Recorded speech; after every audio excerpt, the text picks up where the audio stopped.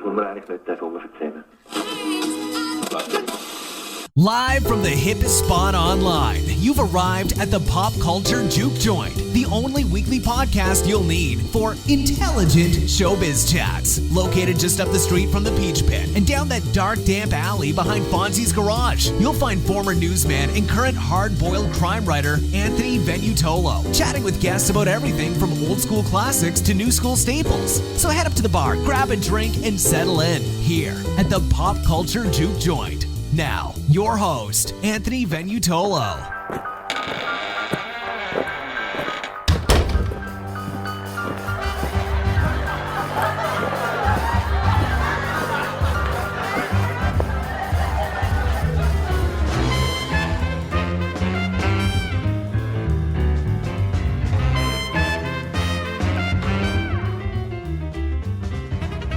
Welcome to episode 5 of the Pop Culture Juke Joint. Once again, this week we are joined by Jack Lugo, pop culture extraordinaire and James Bond superfan. We'll be talking about the slightly weird new HBO drama, The Young Pope, and a little later we'll be talking about the season finale of the PBS drama, Sherlock. So sit back, relax, grab a drink, enter the Juke Joint.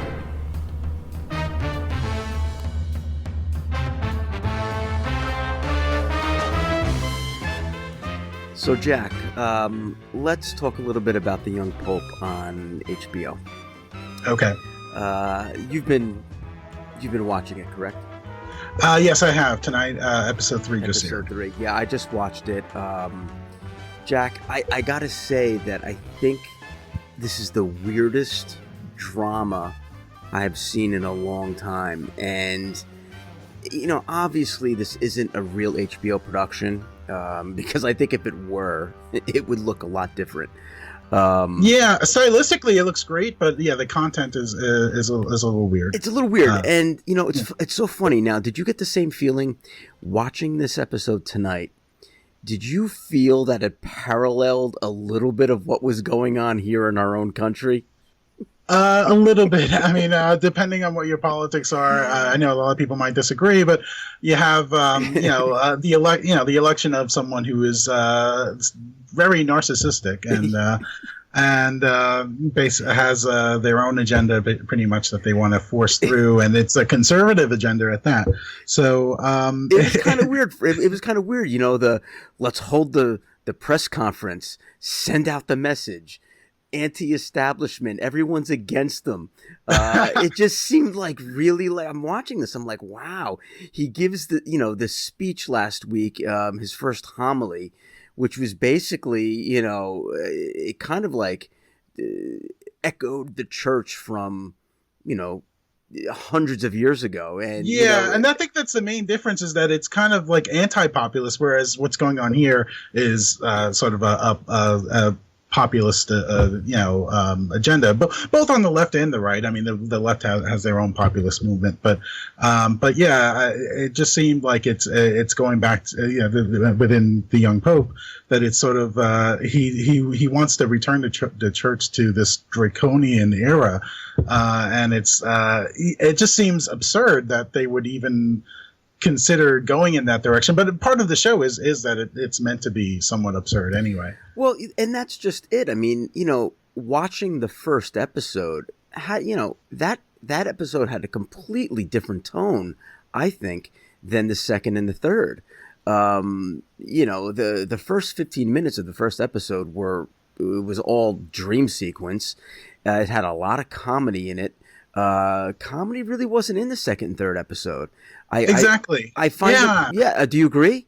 I agree. It just seemed like that pilot episode, it threw me off, not just because they went with this direction, but yeah, the comedy aspect, it was not something I was expecting at all. And everything that we've heard, from the reviews prior to the show airing, just seemed like this was not. It might have been a dark comedy, but it wasn't going to approach the comedy in the way that it did in the pilot. And then these last two, the second and third episodes, they've sort of done away with that. They've kind of gone towards a more serious tone, but still with a dark undertones and sort of absurdist humor to a certain extent, sort of spotlighting this guy's narcissism.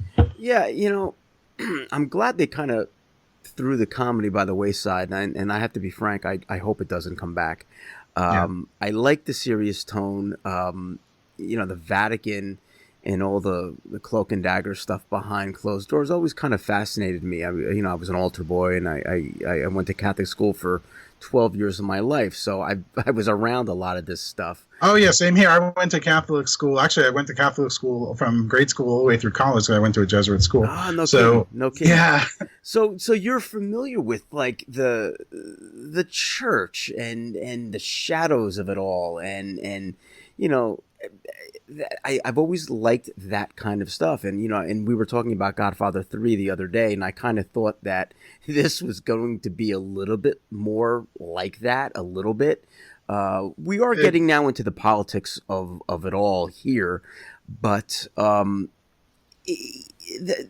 really not doing a good job of explaining really how Lenny Bernardo really became Pope. I mean, they're all alluding to this vote, and it was the Holy Spirit, and they didn't want Spencer, who was James Cromwell, to be in charge. But there was no why. I mean, give us a flashback, right? Something.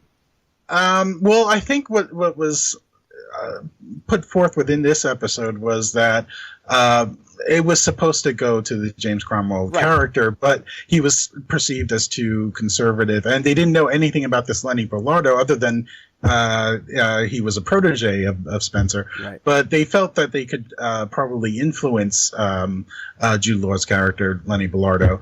And I think what they were hoping for, at least what the Cardinal Valero, I'm sorry if I'm mispronouncing his name. Right.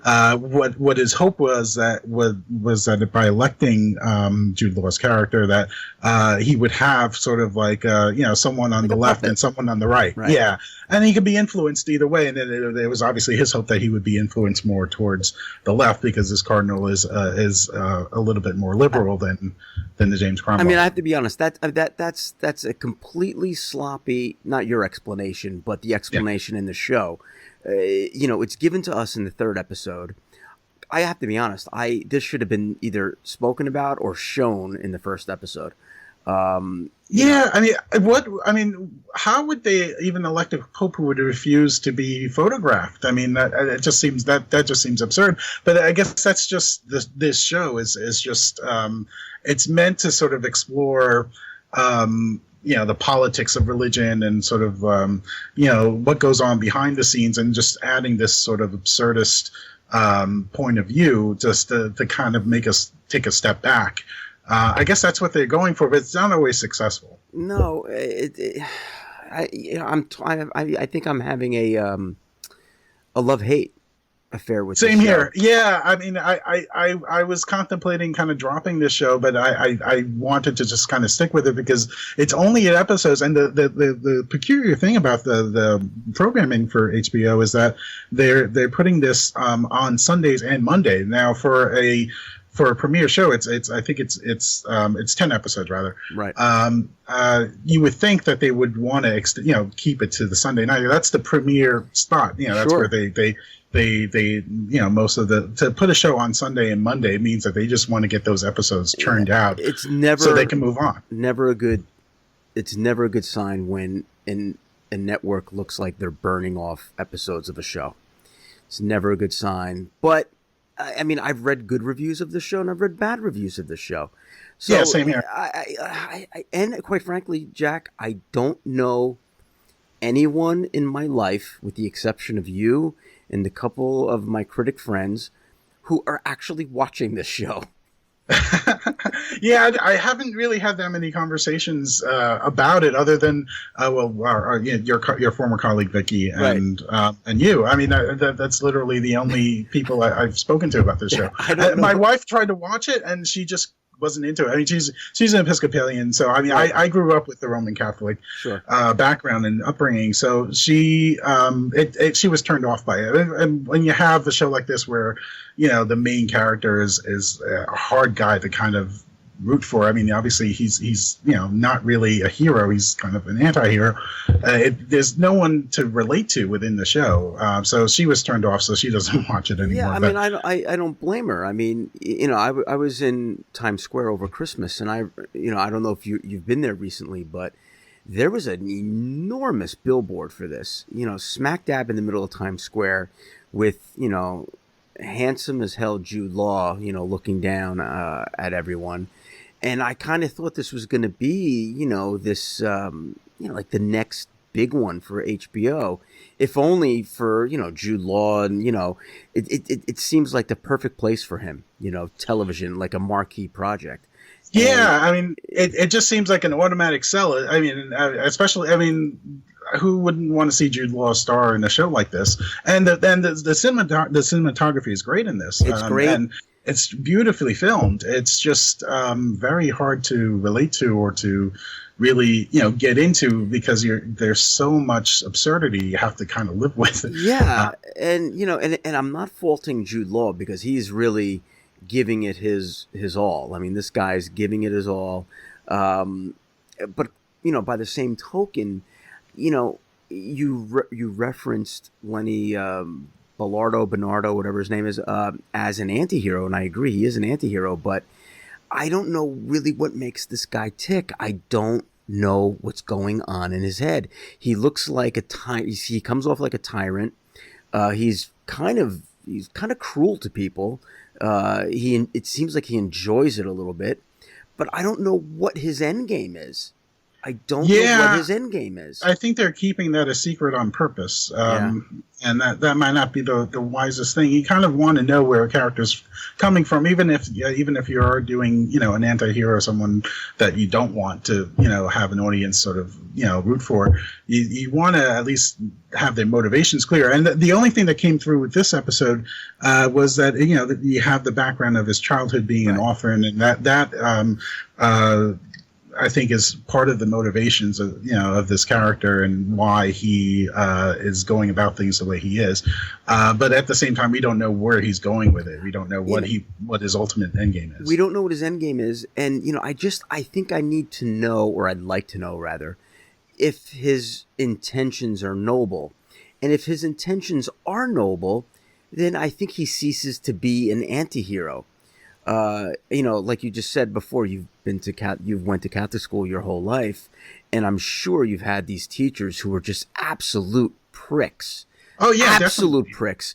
I can name one or two of them, but now looking back at these guys as a 40-something-year-old man, with his own son going to school, I can say that maybe they really weren't all that prickish, and they were noble in their intentions of the greater good of teaching us. And I don't know if this guy's character Lenny if he's really like that. I can't tell. I don't know. I mean, I think I understand what you're saying. It's sort of like I had teachers like that too, but what this just reminded me of was the Meryl Streep character in Doubt, where she's completely over the top, traditional conservative, but at the same time, by the end of that movie, you understand completely where she's coming from, and she's maybe didn't go about things the right way, the way that anyone else would, but she has, basically she wants, she is doing what's right in the sense of wanting to protect the kids from, the predator in the film. So, it might be one of those things, although I don't know. I mean, this is sort of I don't know where they're going to take it. What unforgivable weakness. There was no need to dredge up a bunch of old absurdities from the past. All you had to do was smile and greet the crowd. I don't smile and I don't greet. Did all those years you spent studying with me do you no good at all? Yes. They taught me to think for myself. Ah, and this is what you thought, all by yourself? To set every Christian and journalist in the world against you in the first week of your papacy? This is part of my plan, too. What plan?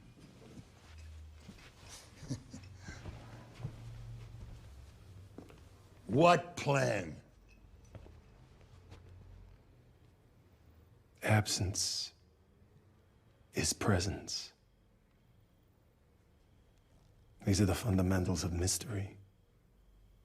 The mystery that will be at the center of my church. Mystery is a serious matter. It's not some marketing strategy. Out there, everyone must learn that it takes sacrifice and suffering to find God. It's too easy to come to terms with God as the sun is setting. They have to find him in the cold.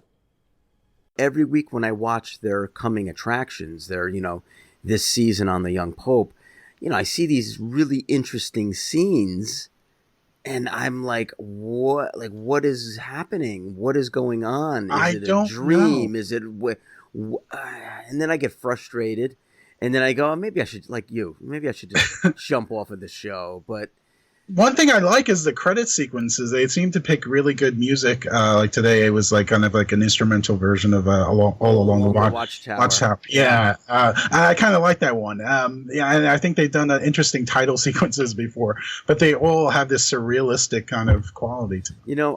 I think this is, I think there are two faces of HBO here. I think there's the Game of Thrones HBO and the Westworld HBO. And then there's the John from Cincinnati HBO that I think that we're stuck in right now. Maybe not as bad as that, but this like esoteric dream sequence, HBO that I think we've gotten sucked into here. We have some shows coming back. Like Curb. We're both really excited for Curb to come back. Yes. Westworld, obviously, we have to wait. So they need something to kind of fill the void. And of course, Game of Thrones is their main sell at this point. But neither one of us is really. I'm not really that into that show. I am not either. But it's their big draw. So they need something to kind of fill the void in between where those big shows come. And I guess they thought that this would sort of fit the bill. I don't know. I mean, I haven't really checked the ratings for the show. I don't know that it's going to resonate with audiences here. I would bet all of my lunch money that no one is watching this show, Jack. And you know what? I'm going to check tomorrow, and maybe for our next conversation, we'll have those numbers. What I think HBO needs to do in a big way, they need to beg, borrow, and steal another season of True Detective. Okay. And they're talking about bringing Matthew McConaughey back at the very least. I don't know if they're going to bring back Woody Harrelson. You know what? They can bring him back. They personally, in my opinion, I don't think they need Matthew McConaughey. And I'm going to go on record and say, I know the second season of True Detective was very polarizing to a lot of people, but as polarizing as it was interesting and weird enough that kept me engaged every week. The problems that I had with it weren't deal breakers, and I think we saw Colin Farrell give probably one of the best performances of his latter-day career. Vince Vaughn was a little weirdly miscast, but I think they need another season of that show. And yeah, fine. You want to bring back Matthew McConaughey, fine. But even if they didn't, I would take another anthology crime story in a troubled city in America easily, just like that. Yeah. I know they're bringing back that revival of Twin Peaks. I'm not sure who is that, Netflix or Showtime. Okay. Yeah. In fact, I have to. Would you believe me if I told you I never saw an episode of Twin Peaks? Neither have I. I actually want to watch it before the revival. I was talking. I have a few friends that I work with that were excited about it, and it's actually on Amazon Prime. Yeah. So if you have Amazon Prime, you can go in and watch the whole thing. I'm not sure if the movie is on there because I know they made a film. Firewalk with Me. But I know both seasons of the show are on there. I'm pretty sure the movie probably is as well. So it might be something worth checking out. This is probably a blasphemous thing to say, but most of the David Lynch stuff that I've seen in my life. Most of it I've not liked. That's probably like people are probably screaming right now and, disconnecting. But I think the only David Lynch property that I have truly have become enamored with was The Elephant Man. And if only for that, the weird industrial revolution sound effect in the background of every scene, this just clanking of machinery in every scene in the background just was an odd, haunting sound that kind of went with the black and white and, the grotesque nature of, the story. But I guess I really should check out Twin Peaks. I want to check it out too. Yeah. Well, we have another show to talk about this week, Jack, and that is Sherlock. I didn't see it. I don't watch Sherlock, and it's just one of those shows that I never started to watch. Not because I don't like Sherlock Holmes, I just never started to. But I know you watched it, and I'd like to hear your thoughts.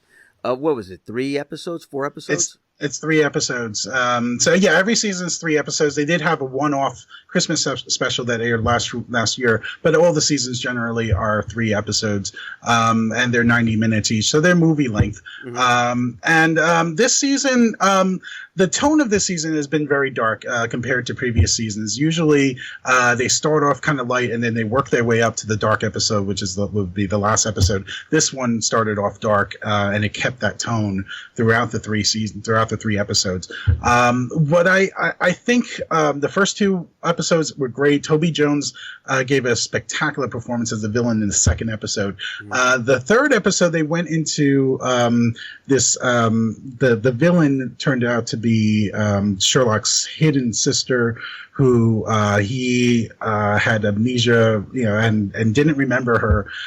That's always kind of a really bad plot device to go with, to have a character. It's kind of like a soap opera kind of thing.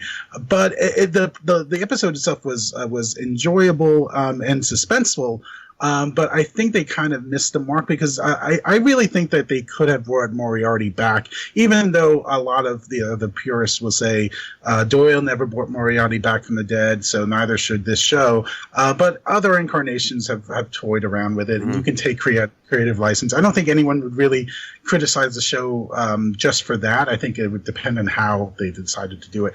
But I kind of had mixed feelings about it. Even though it was entertaining, there were some elements that were kind of very messy plot-wise, and I just felt like they kind of resolved things very neatly. Like obviously they wanted to give the series itself closure, but they went to the well too many times on like these post after a character dies, they leave a video behind kind of thing, and they went to it one time and fine, but you had those for Moriarty, and then you had those for Watson's wife who died in the first episode, and they kind of went to that well too often. And the way it kind of resolved was, basically, Sherlock's sister was basically torturing Sherlock, trying to get him, putting him through these obstacles and making him choose between the other Holmes brother, Mycroft, and Watson. At one point, there's a gun in the room, and there's a threat, and Sherlock has to choose to shoot either one of them. And obviously it ended up fine that he didn't have to shoot either one of them. It drew suspense, but the other thing that they did was there's this character Molly Hooper who has been kind of there for Sherlock since the very beginning. What Sherlock kind of takes her for granted, kind of uses her. He knows that she's attracted to him, and he just kind of for lack of a better word, shits on her, right. Because it's kind of that situation where, he's not into her, but she's really into him.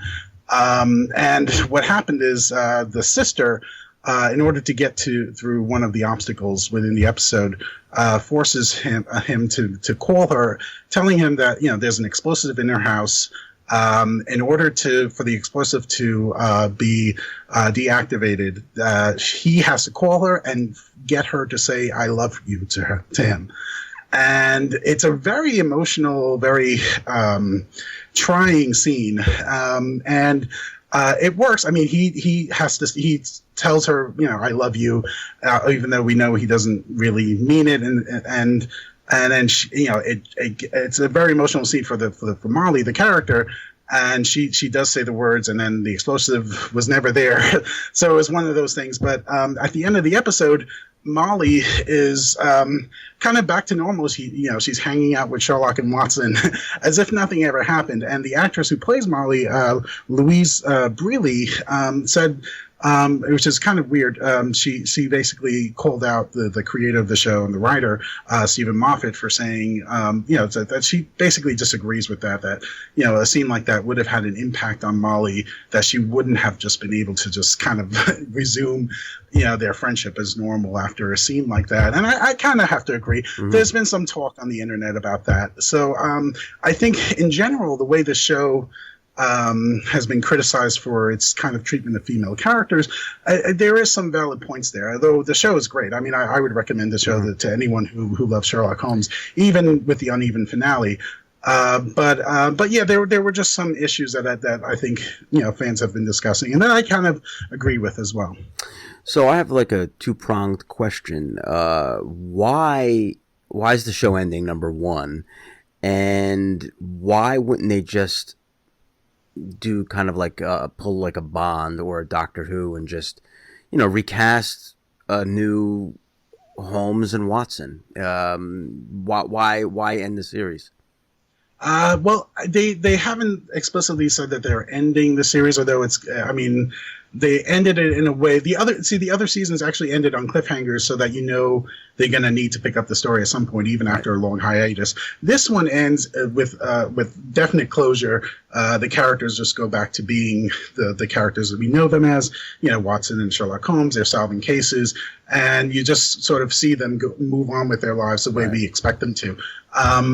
They've actually have talked about maybe doing a fifth series, but obviously with the high profile nature of these actors, that they're kind of like dragging their feet again, saying, I don't know, when we'll get around to it. So it might be 2 years, it might be 3 years. Right. I hope that they stick around. I think the reason why they don't do a Doctor Who or James Bond kind of thing where you can recast is because this show has, is synonymous with these actors. I think if you put any other actors in these roles, it would be Sherlock Holmes and Watson, but it wouldn't have the same dynamic as this show has had. I mean, they've really shaped these characters for this incarnation, and that's why I don't think that they would do that. Okay.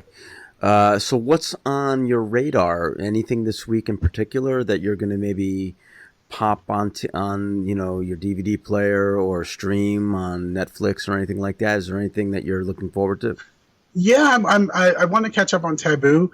I watched the first episode. The second episode aired early this week, but I didn't have a chance to watch it. That's with Tom Hardy. He plays a guy in the year 1915. His father dies. He goes back. He inherits this piece of land in the Americas, and pretty much, there's a conspiracy to get that land. And, his sister, who thought that he was dead, was stood to inherit the land, and the guy that the sister's married to, basically wants control of it, and he's willing to try to kill Tom Hardy's character for it. And then the East India Company wants control of it, so they're conspiring against it. The first episode was more like an introduction to the characters, so there wasn't that much to. I'm not sure where they're going to go with it, but it should be interesting. That's on my radar too. I just want to know, being that you watched it, can you understand what this guy's saying? Because everything I watch this guy and I can't understand him, and I have to be honest. Every time I see his name, I go, "Oh, well, you know what? I'm not going to know what the hell he's saying." So, can you understand this guy? You do have to kind of really pay attention and try to read lips a little bit when he talks. Yes. Jesus Christ! I put on my captions. I have to be honest with everything I watch. I put on the captions. It'll open up your whole world. I I really want to check out Sneaky Pete on Amazon Prime. Okay. Looks great. Love Giovanni Ribisi. Looks like it's right in my alley. He plays a con man. So I have that sort of queued up. And I managed to snag a copy of Arrival.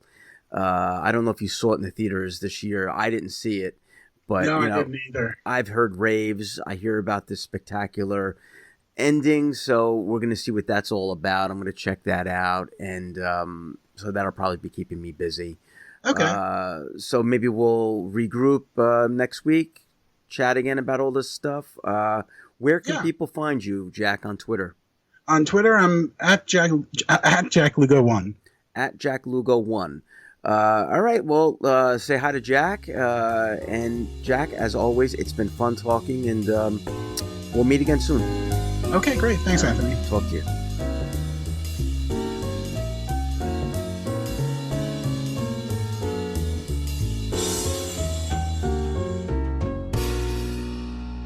Enjoyed this episode of the Pop Culture Juke Joint? Then don't forget to tip the barkeep by subscribing and reviewing us on iTunes and Stitcher. Also, for some sizzling noir tales, head on over to Amazon to check out Anthony's hard-boiled fiction, available in print, digital, and audiobook formats. On social media, follow Anthony on Twitter at Anthony Venutolo, or like his page on Facebook. For everything else, please visit his webpage at www.anthonyvenutolo.com. We'll see you next week.